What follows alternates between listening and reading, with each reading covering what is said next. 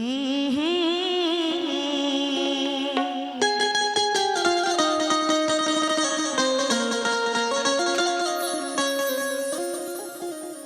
पहले जितने भी हमारे दर्शक आए हुए सबसे निवेदन है कि आप लोग एक बार मैया रानी के नाम से जोरदार जयकारा लगा लीजिए, क्योंकि पहले कोई भी कार्य करने से पहले भगवान का नाम लिया जाता है, भगवान का पूजन किया जाता है, तो वो कार्य सफल हो जाता है। कहेंगे प्रेम से बोले दुर्गा भवानी की, बोले साचे दरबार की। कहेंगे हो के झूठी दुनिया से मन को हटा ले, के झूठी दुनिया से मन को हटा ले, कि ध्यान मैया जी के चरणों में लगा ले, कि नसीबा तेरा जाग जाएगा, नसीबा तेरा जाग जाएगा। कि झूठे दुनिया से मन को हटा ले, झूठी दुनिया से मन को हटा ले, कि ध्यान मैया जी के चरणों में लगा ले, नसीबा तेरा जाग जाएगा, नसीबा तेरा जाग जाएगा, नसीबा तेरा जाग जाएगा, नसीबा तेरा जाग जाएगा। झूठी दुनिया से मन को हटा ले, झूठी दुनिया से मन को हटा ले, ध्यान मैया जी के चरणों में लगा ले।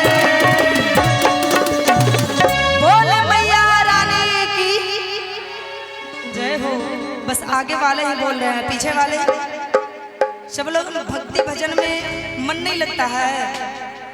सब लोग हाथों को ऊपर करके बोलेंगे, बोले साचा दरबार की, कि ध्यान मैया जी के चरणों में लगा ले, नसीबा तेरा जाग जाएगा, नसीबा तेरा जाग जाएगा, नसीबा तेरा जाग जाएगा।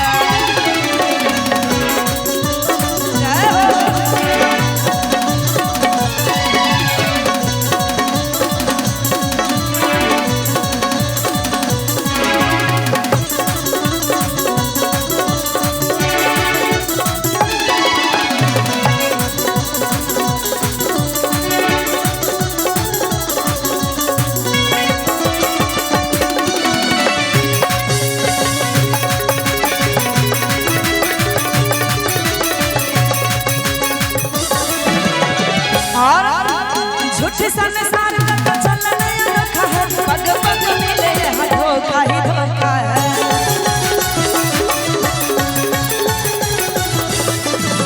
झूठे संसार का तो चलन अनोखा है, पग पग मिले है धोखा ही धोखा है।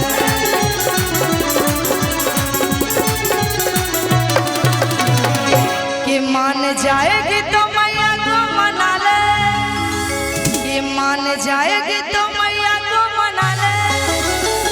जोत प्रेम वाली चरणों में जगा ले, कि नसीबा तेरा जाग जाएगा, नसीबा तेरा जाग जाएगा। कि झूठे दुनिया से मन को हटा ले, झूठे दुनिया से मन को हटा ले, ध्यान मैया जी के चरणों में लगा ले, नसीबा तेरा जाग जाएगा, नसीबा तेरा जाग जाएगा, नसीबा तेरा जाग जाएगा, नसीबा तेरा जाग जाएगा।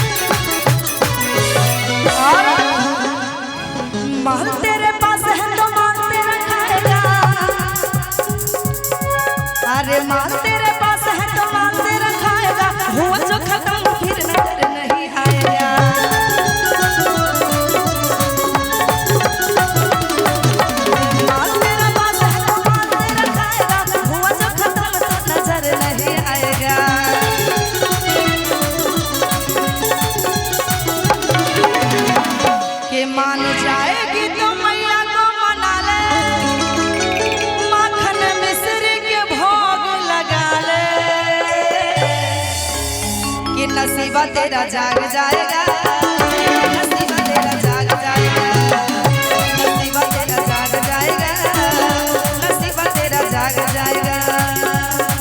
झूठी दुनिया से मन को हटा ले, झूठी दुनिया से मन को हटा ले, ध्यान मैया जी के चरणों में लगा ले। नसीबा तेरा जाग जाएगा, नसीबा तेरा जाग जाएगा, नसीबा तेरा जाग जाएगा, नसीबा तेरा जाग जाएगा, नसीबा तेरा जाग जाएगा,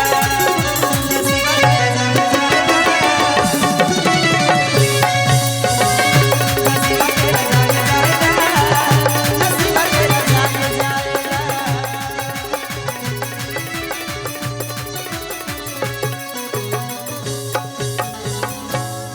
बोले साचा दरबार की, बोले दुर्गा भवानी की।